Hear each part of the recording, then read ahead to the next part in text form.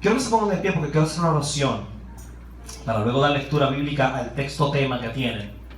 Y voy a usar eso de base para entonces poder arrancar con lo que Dios tiene para cada uno de ustedes. Amén, aleluya. Y usted va a orar por mí para que Dios me use. Y yo voy a orar por usted para que ponga su copa boca arriba y reciba lo que Dios le va a dar. Amén, amén. ¿Cuántos vinieron a recibir algo de Dios? Amén. Pues yo le tengo una noticia. Antes de poder recibir, tienes que dar.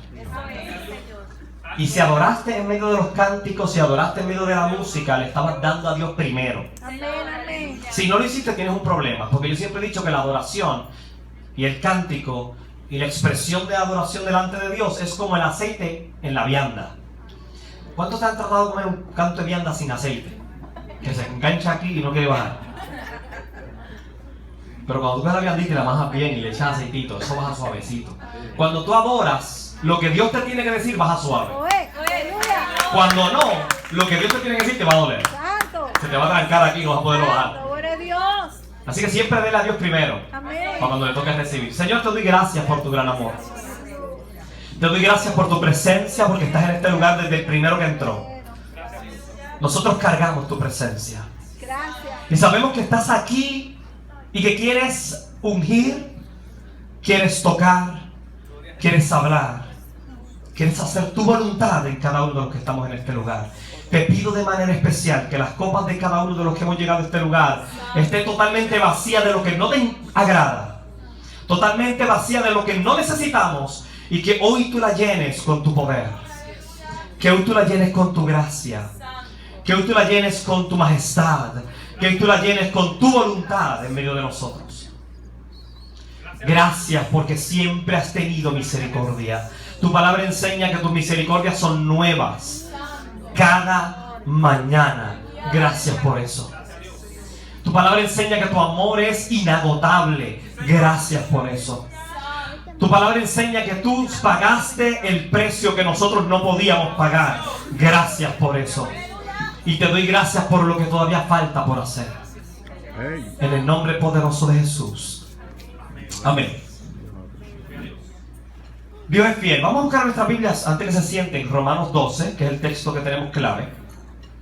Y voy a usar ese texto de base para luego pasar a otro texto y explicar algunas cosas. Entiendo que hoy hay jóvenes y grupos de oración, ¿verdad? Aleluya. Les vamos a hablarle a jóvenes y a grupos de oración. Amén. Cuando lo tengan, Romanos 12, 1 y 2. Vamos a estar leyendo el 1 y el 2. Tú eres santo, Dios. Sí, Gloria a Señor. Dios, aleluya. Poderoso eres Jesús. ¿Lo tienen? Amén. Así que, hermanos, os ruego por la misericordia de Dios que presentéis vuestros cuerpos en sacrificio vivo, santo, agradable a Dios, que es vuestro culto racional. No os conforméis a este siglo, sino transformaos por medio de la renovación de vuestro entendimiento, para que podáis, para que comprobemos, cuál sea la buena voluntad de Dios, agradable y perfecta. Agradable y perfecta. Pueden sentarse. La voluntad de Dios siempre para nosotros va a ser agradable y perfecta, cuando dejamos que Él haga lo que tenga que hacer con nosotros. Este texto comienza diciendo: te ruego, Pablo hablando a la iglesia, por la misericordia de Dios. Dios está tratando de decirle a Roma, a la iglesia de Roma, en este momento, de una manera suplicante: yo quiero que ustedes, por lo que Dios ha hecho por ustedes, por lo que Dios ha entregado a ustedes, por el perdón que Dios les ha dado a ustedes, yo quiero que ustedes hagan esto que les voy a pedir. Presenten vuestros cuerpos en sacrificio vivo, santo y agradable. Algo peculiar del texto es que el texto no dice que Dios es quien va a presentar el cuerpo. Aleluya. Te toca a ti. Y aunque en este momento en donde Pablo le estaba hablando a los romanos, estaba hablando físicamente del cuerpo, que se conservaran, que lo presentaran a Dios como algo santo y agradable, Hoy vamos a estar tocando no solamente la parte corporal, sino todo el resto, todo nuestro ser. Porque la palabra de Dios dice que tenemos que presentar nuestro alma, espíritu y cuerpo irreprensible delante de Dios, así que todo está envuelto. Él está hablando a Roma con el cuerpo, porque en Roma hay unas peculiaridades, en la iglesia de Roma, de hecho los romanos tenían unas peculiaridades en su época, que usaban el cuerpo para muchas cosas, no agradables a Dios. Y a Dios le interesaba que la iglesia cristiana de ese lugar separara su cuerpo y lo apartara para Dios y lo hicieran santo, lo reservaran para el Señor, lo presentaran, se lo dieran en un sacrificio. Y como decía la hermana que está hablando ahorita aquí, no era un sacrificio de matarlo, porque está hablando de un sacrificio vivo. Y el término sacrificio del que está usando es el que usaron para describir cuando presentaron a Jesús en el templo. Dios le está diciendo: yo quiero que tú hagas tu cuerpo y lo presentes delante de Dios, de una manera en la que Dios le agrade. Estamos trabajando con muchos jóvenes hoy día que, como el bombardeo de televisión y radio es que el cuerpo se puede usar para lo que sea.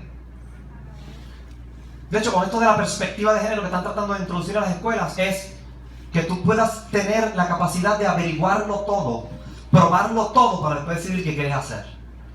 A un montón de muchachos que no tienen la capacidad todavía de saber qué es bueno y qué es malo, que no saben discernir todavía, que no saben tomar buenas decisiones, tú le estás dando la herramienta para que ellos hagan lo que quieran con su cuerpo y con su sexualidad. Y Dios nos enseñó su palabra que nosotros tenemos, si servimos al Señor, que presentar nuestro cuerpo de una manera agradable, santa y pura. Señor, aleluya. Y esto me habla de una entrega. Gloria a Dios. Presenta a Dios tu cuerpo, presenta a Dios tu ser.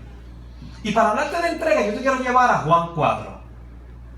Te voy a dar la historia, que yo estoy seguro que la conocen, pero la quiero desglosar, de un encuentro que tuvo Jesús con una mujer en un pozo. Y se conoce como la historia de la mujer samaritana. La única persona a la que Jesús en toda su vida le habló de adoración fue esa mujer.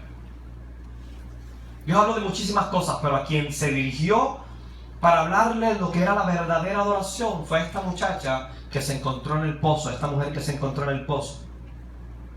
Y como te quiero hablar de entrega, y sabemos que la verdadera adoración no es otra cosa que una relación íntima con Dios, que es tener una unión con Dios real, que es compartir con Dios constantemente. No es solamente cantar un cántico. Yo conozco mucha gente que canta muy bien, pero no adora. Y conozco otros que quizás no tengan la mejor voz, pero cuando la abren, Dios se agrada. Señor, aleluya. Porque esto no es cuestión de cantar bonito, ni de tocar una guitarra bonita, que de hecho lo tocaron bien, y muy bien el piano. Esto tiene que ver con relación con Dios. Y Dios estaba tratando de mostrarle a esta mujer desde el primer momento en que se encuentra con ella, tener relación con Él. Pero ella puso unos interpuestos, unas cosas que impedían que eso sucediera. Y Dios, cada una de ellas, tuvo que empezar a sacarlas del medio. Santo Dios. Nos estamos topando con una mujer a la cual Dios prefirió dejar toda la multitud a un lado y dedicarse a ella. Eso significa que Dios siempre te tiene en cuenta, aunque seas uno. Señor, aleluya. Por uno Dios deja toda una multitud. Iba de camino a hacer su trabajo y le dice a sus discípulos: es necesario que yo pase por aquí. Santo Dios.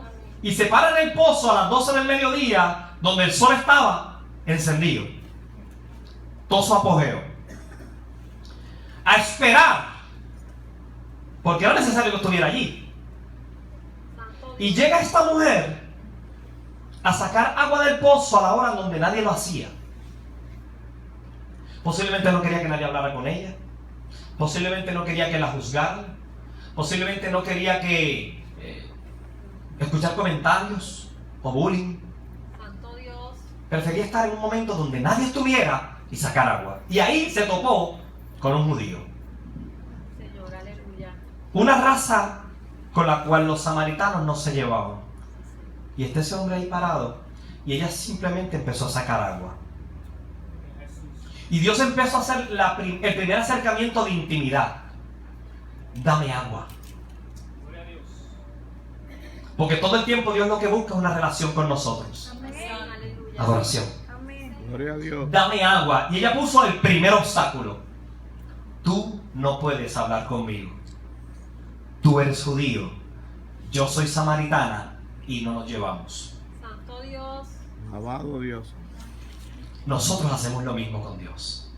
Sí, Señor. Muchas veces Dios quiere comenzar una intimidad con nosotros y empezamos a poner todos nuestros prejuicios en el medio. Santo Jesús. Señor, pero es que yo no merezco esto, Señor. Es que tú sabes cómo yo he sido, Dios, de lo malo que yo he sido. Santo Jesús. Aleluya. Señor, pero es que yo soy el más insignificante. Todos los pero. Todos los obstáculos que ponemos frente a Dios, todos los prejuicios que ponemos frente a Dios, todas las excusas que ponemos frente a Dios. Moisés es el más excusero de todos en la Biblia. Está recibiendo un llamado en una zarza ardiendo que no se apaga. La voz de Dios le manda a quitarse los calzados porque está en el lugar santo. Dios le hace un llamado y él empieza a poner excusas. Santo Dios. Aleluya. Gloria a Jesús. Yo te voy a decir una cosa, y esto es mi pensamiento, porque la Biblia no lo dice. Cuando Moisés le dice a Dios, es que soy tartamudo, o soy lento al hablar, soy torpe al hablar, búscate a otro. La Biblia establece que Dios se enojó con Moisés. Y empezó a decirle a Moisés, ¿acaso no soy yo el que creé la boca? ¿Acaso no soy yo el que hizo las cuerdas vocales? El que le dio forma, el que hizo que pudieras hablar. Alabado. Yo estoy seguro de que Moisés, si hubiera aceptado de una vez y por todas lo que Dios le estaba tratando de decir, le hubiera quedado sano. Amén. Pero como puso excusas, Dios le dijo, pues eso lo resolvemos rápido. Busca a tu hermano sabe hablar. Santo Y tú vas a hablarle a tu hermano y tu hermano va a hablarle al pueblo. Santo eres Dios.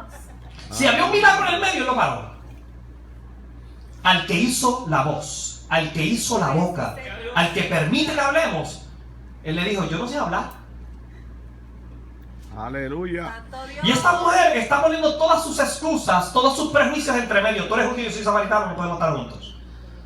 No puede haber una intimidad entre tú y yo, no puede haber una relación entre tú y yo. No podemos. Aleluya. Pero Dios le sigue hablando. Gloria. Si tú supieras quién es el que habla contigo, Amén. Aleluya.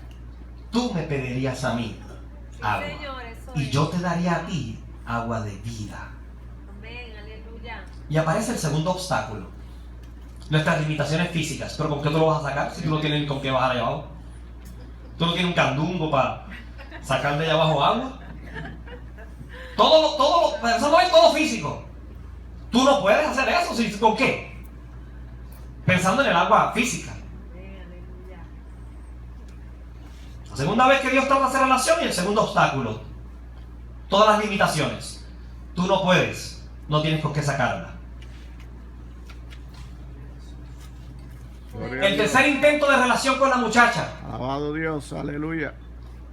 Es que si tú tomas de esa agua, vas a volver a tener sed. Pero si tú tomas del agua que yo te voy a dar, no vas a tener sed jamás. Mi alma adora a Dios. Y viene el tercer obstáculo. Pues dame de esa agua para no tener que volver aquí otra vez. Empezó a mirar todas las cosas de forma física. No podía captar lo espiritual, estaba ciega en ese sentido.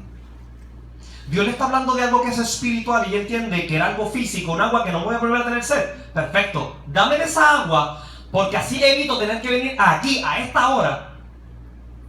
Y es lo que está tratando de decirle ella, dame de esa agua porque así yo no tengo que volver aquí a esta hora, ni a horas en que pueda haber gente para tropezarme con ellos. Aleluya.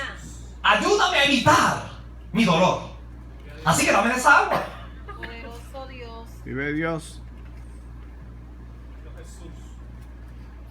Te Aleluya. adoramos Dios. Maravilloso Gloria. Jesús. Gloria a Empieza un Jesús. proceso de relación o de intento de relación con Dios con la muchacha. Y la muchacha en un momento dado le saca otro obstáculo, la religiosidad. ¿Acaso tú eres mayor que nuestro padre Jacob que construyó este pozo? Y que nos dio todo esto para todos nosotros. ¿Tú eres mayor que él? Santo Dios. La cual nosotros sabemos que sí, pero ella en ese Aleluya. momento no. Y sigue Dios trabajando con el asunto hasta que le habla de algo profético, de algo personal. Y le pide que traiga a sus maridos. Digo, su marido, perdón. Y ella le dice que no tiene ninguno. Y Dios le dice, tienes razón. Porque 5 maridos has tenido y el que tienes ahora no es tuyo. Y yo quiero hacer una pausa aquí porque siempre, la mayoría de las personas que hablan de la mujer samaritana hablan de una mujer prostituta. Yo todavía estoy buscando en la Biblia donde dice que es prostituta. La Biblia lo que dice es que tuvo 5 maridos, se casó 5 veces. Y que El que tenía en ese momento. Ah, la batería. Vamos a coger este. No, ok, ahora sí. Entonces. Y el que tenía en ese momento no era de ella. En aquella época la mujer no tenía el privilegio de divorciarse. Quien repudiaba a las mujeres eran los varones. Así que ella había tenido 5 varones con las que se había casado y en un momento dado de su matrimonio las repudiaron y las sacaron del medio. Y eso la marcaba. Porque si había algo que degradaba a una mujer era el que no pudiera tener hijos o el que su marido las repudiara. Y 5 veces se lo habían hecho. Por ende había decidido no juntarse con más nadie. Se puso a estar con uno que no era de ella. Eso es otra cosa a prostitución. Esta muchacha no tenía estabilidad en su familia. No tenía estabilidad en sus relaciones. ¿Qué pasaba con ella o con los maridos? Que la sacaban del medio no sabemos.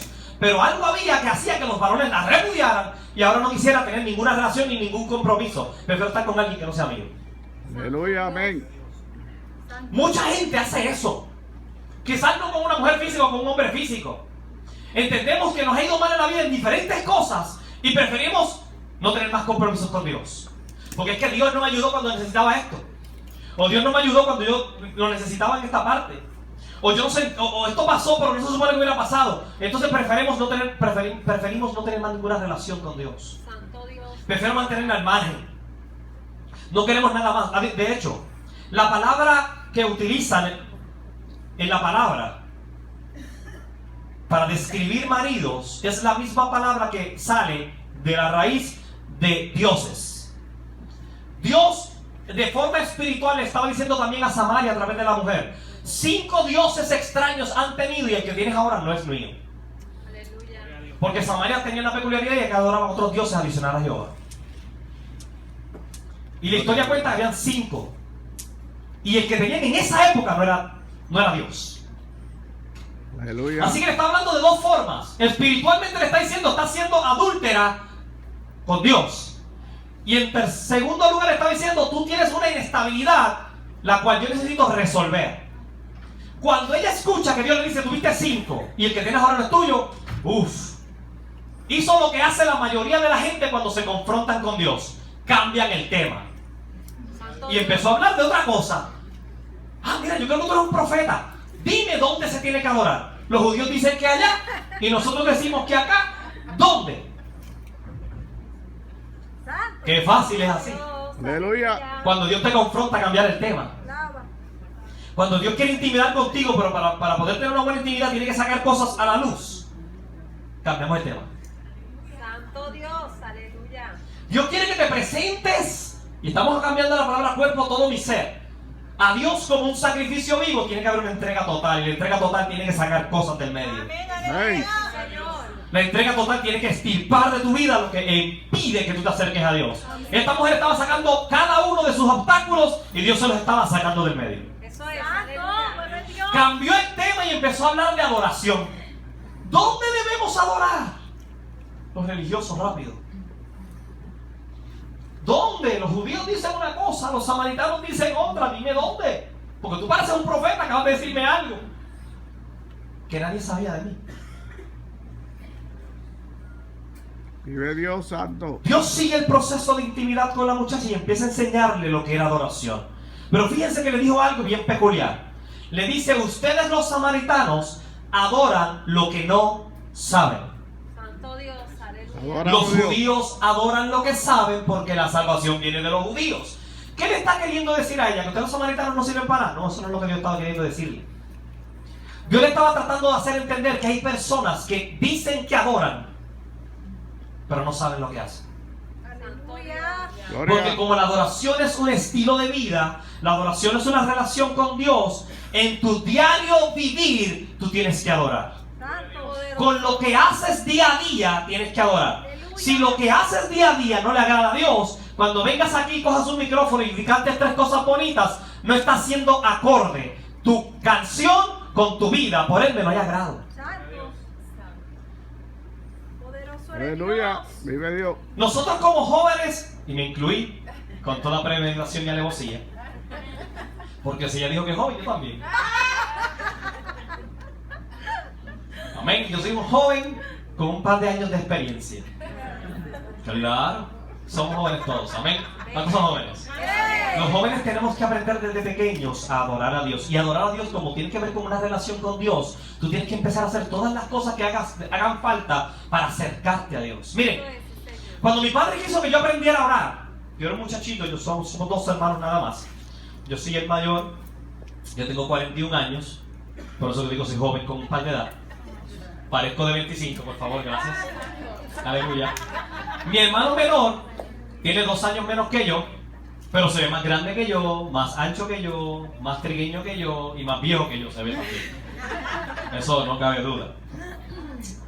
Pero es el estilo de trabajo. Mi hermano es un mecánico que está en la calle todo el tiempo cogiendo sol. Yo trabajo en un laboratorio de patología cogiendo aire acondicionado. Yo me conservo. Él no. ¿Ok? Cuando mi hermano y yo estábamos creciendo, que mi padre empezó en este proceso de enseñarnos a orar. Mi padre y mi madre son 2 personas que viven de rodillas. Mi padre es pastor en Florida, no el pueblo, sino el estado, Margate, Florida. Mi hermano está allá con él en la música. Y mi madre es una mujer que yo la conozco orando toda la vida. Son personas que siempre han estado orando y trataban de enseñarnos a mi hermano y a mí a orar. Santo Dios. Aleluya. Nos los decían todos los días, nos los decían y nos los decían y nos los decían, pero mi hermano y yo no entendíamos. No porque fuéramos brutos, sino porque simple y sencillamente no lo hacíamos.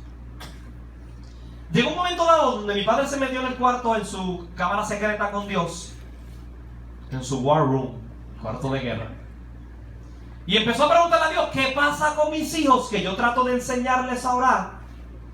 Ellos saben que tanto su madre como yo oramos, pero ellos no lo entienden. Y la única respuesta que Dios le dio fue: porque no te están viendo. Tú te encierras en tu cuarto, en tu cámara secreta a orar y ellos no te ven. Empieza a orar que te vean y vas a ver la diferencia. Y efectivamente, mi padre habló con mi madre y decidió empezar a orar en la sala, a usar la sala como lugar de oración. Santo Dios. Todos los días a la misma hora se arrodillaban en la sala, mi padre primero, y a los 5 minutos llegaba mi madre y se la arrodillaba al lado y empezaban a orar. Y mi hermano y yo pasábamos por el lado, los mirábamos orando y seguíamos caminando. Y volvíamos y pasamos por el lado y lo volvíamos a ver orando y seguíamos caminando. Pero eso pasó como un mes. Al mes empezamos a entender el asunto. Y lo que hicimos fue que empezamos entonces, cuando papi y mami se arrodillaban a orar, apagábamos el televisor o dejábamos lo que estábamos haciendo y nos íbamos a la sala y buscábamos una esquinita y nos arrodillábamos a orar. Aunque oráramos 15 minutos y nos quedábamos dormidos después, pero orábamos. Lindo es Dios. Santo Dios. Y Dios empezó a hacer un cambio en mi hermano y en mí en ese proceso de oración, porque siempre hubo altar familiar en mi casa, pero la disciplina de oración la desarrollamos cuando empezamos a ver a papi y a mami físicamente orar. Santo Dios. Sabíamos que eran de oración, pero no lo veíamos orar. Y llegó un momento dado que el altar familiar se volvió un lugar de adoración y de oración en mi casa. Señor, aleluya. Y a esa hora todo se paralizaba y no importa dónde estuvieran. Podíamos estar en la cancha jugando baloncesto y cuando se acercaba la hora, arrancábamos para casa porque había que arrodillarse a orar. Qué lindo. Bueno es Dios. Muchas de las experiencias más poderosas que tuve con Dios las tuve en ese altar familiar. Gloria a Dios. Aleluya. Las visiones más grandes que mi hermano vio, las vio en un altar familiar. Poderoso es. La adoración más exacta, más perfecta, más pura que pudimos dar, la dimos en un altar familiar, en mi casa. Porque esto no es cuestión de mucha gente, como decía ahorita, aquí posiblemente no haya muchos. Pero a Dios no le interesa que haya muchos. A Dios lo que le interesa es que los que están lo hagan bien. Hey, gloria a Dios.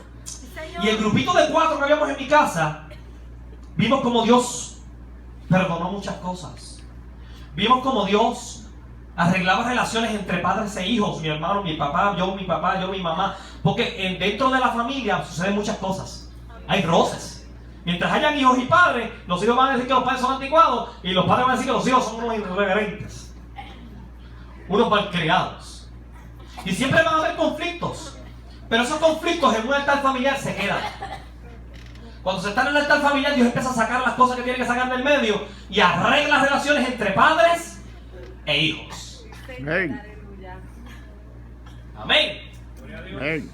Dios quiere relación, pero tiene que haber verdadera adoración. Eso es, aleluya. Y Dios le dice a través a la mujer samaritana 2 cosas específicas de la adoración verdadera.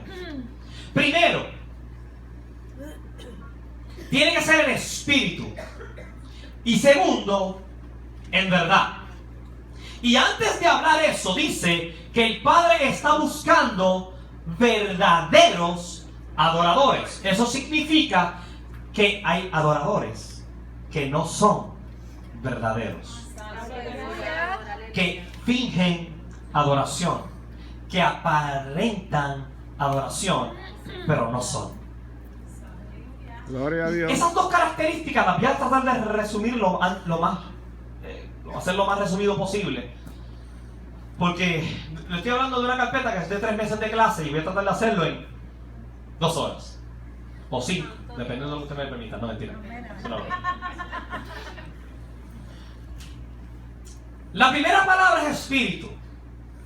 Lo más que me llama la atención cuando Dios le dice que tenemos que adorar en espíritu y verdad es que la palabra espíritu que Dios usa ahí a través de Jesús es en letra minúscula. Por ende no está hablando del Espíritu Santo, está hablando de tu espíritu. Porque Espíritu Santo en la palabra siempre va con letra mayúscula. Dios le está diciendo, Jesús le está diciendo a esta mujer samaritana: los que me adoren tienen que adorarme en espíritu con letra minúscula. Ahora, ¿cómo mi espíritu puede adorar? De hecho, nosotros somos 3 cosas: espíritu, alma y cuerpo. La palabra enseña que el cuerpo, cuando llegue el momento de partir, va a volver al polvo de donde salió. La Biblia establece que el espíritu que Dios sopló en nosotros, que es aliento de vida, vuelve al Padre que lo dio. Tú te compones del alma. Lo que tú eres realmente es el alma. Lo que tú piensas es el alma. Cuando tú tomas decisiones es el alma. Cuando tú tienes sentimientos es el alma. Y la palabra enseña que el alma que pecare morirá. Por ende, el que no peque tiene vida eterna. Dios le está diciendo a la mujer samaritana: tu alma tiene que empezar a juntarse con tu espíritu. Porque cuando Dios sopló en nosotros un poquito de Él, porque Él sopló en nosotros espíritu, aliento de vida, eso que Él puso en nosotros llamado espíritu es lo que nos comunica con Dios, lo que nos mantiene constantemente buscando la presencia de Dios. La Biblia enseña que el espíritu siempre está dispuesto, pero la carne es débil. Y nosotros que somos en el centro, el alma, estamos en esta guerra constante entre la carne diciéndote no hagas nada y el espíritu tratando de acercarte a Dios. Por ende, el espíritu siempre va a buscar a Dios. Siempre va a buscar a Dios. Siempre va a buscar a Dios. Los niños cuando nacen tienen el sistema espiritual mucho más agudo que el de los adultos. Por eso los niños perciben cosas espirituales que los adultos no perciben. Yo tuve un compañero que era mi director de adoración cuando yo comencé en este proceso de cantar y adorar y estar en grupos musicales. El que era mi director de adoración una vez nos contó un testimonio donde en su casa ella tenía una nena pequeñita, bebé, y empezó a darse un evento que no se daba anterior, y era que todos los días la niña lloraba siempre en el mismo lugar de la casa cuando pasaban por el pasillo. Mientras estaba en la sala no pasaba nada, en la cocina no pasaba nada, en los cuartos no pasaba nada, pero cuando pasaba por el pasillo algo la hacía llorar. Y él al principio entendía que pues le pasa algo a la nena, posiblemente está mal. Uno empieza a buscar todas las cosas físicas que pueden pasarle a un bebé que lo hace llorar. Pero empezó a darse cuenta que lo que al bebé le estaba pasando no era algo físico, era algo espiritual. Algo estaba detectando el bebé en el pasillo de la casa que lo hacía llorar. Y empezaron a orar. Señor, revélanos. Señor, muéstranos. Señor, ¿qué es lo que pasa? Y efectivamente, dentro del en el pasillo, que era un pasillo largo, había un cuadro puesto que no había estado antes, con una serie de simbolismos que no deberían haber estado ahí. Y la niña detectaba lo que estaba representando el cuadro y lloraba en ese momento. No fue hasta que sacaron el cuadro que se acabó el problema con la muchacha y con la niña. Ellos tienen un sistema espiritual bien agudo que nosotros los adultos no tenemos. Ahora, ¿qué pasa entonces? Si cuando uno nace con ese sistema espiritual bien alerta, ¿qué pasa? Que cuando llegamos adultos se va por chorro, como dicen por ahí. Se nos apaga. Y tenemos que empezar a meternos con Dios para que esa parte espiritual se despierte otra vez. Bien simple. Todas las circunstancias que vamos viviendo desde que somos niños van apagando esa parte espiritual y hacerle más caso a la parte carnal, a tu cuerpo. Porque todo lo que tú ves te lleva a hacerle caso a tu cuerpo. Todo lo que tú ves te lleva a satisfacer tus propias necesidades físicas. Muy pocas cosas te dicen, busca lo espiritual primero.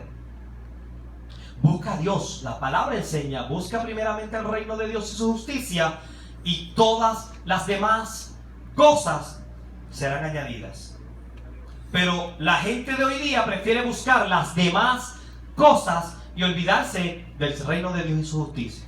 Por eso tú ves que no progresa. Por eso tú ves que no pasa nada en su vida.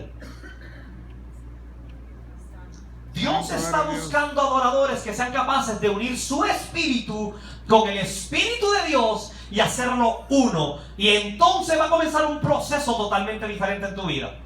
Porque tan pronto tu espíritu y el de Dios se unen en uno, vas a empezar a vivir cosas espirituales.